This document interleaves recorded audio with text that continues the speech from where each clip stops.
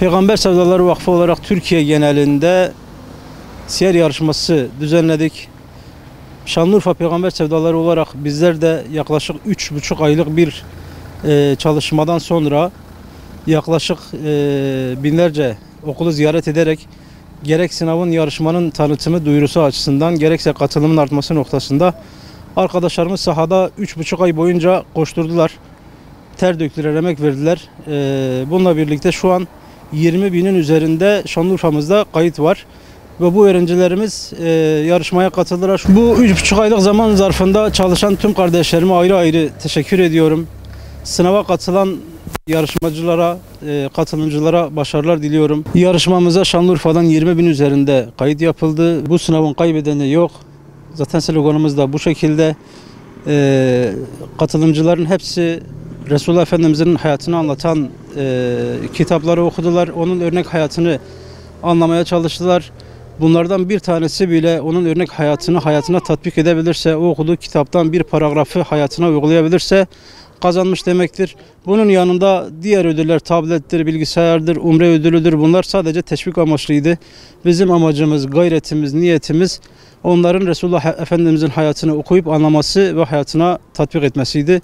Katılımcılara ayrıca başarılar diliyorum. Biz kendimize rehber edindiğimiz Hz. Muhammed sallallahu aleyhi ve sellemin hayatını öğrenmeyi amaçlıyoruz. Ve bunda görev aldık. Okul olarak görevliyiz, Haliliye temsilcisi olarak. Yani öğrencilerin de Peygamber Efendimizin hayatını öğrenmesini amaçlıyoruz.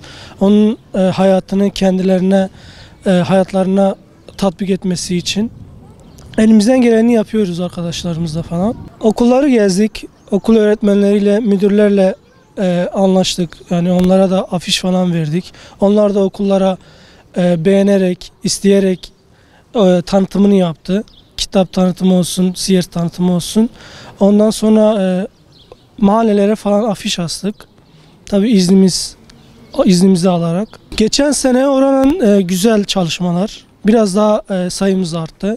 Bu sene 20.600 falan Urfa'dan kayıt geldi. Bu bizim için iyidir.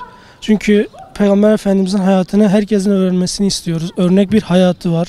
Örnek bir hayat teşkil ettiği için günümüzde de görüyoruz etrafta insanları uzlaştıran, insanları kötü yola sokan çok şey var.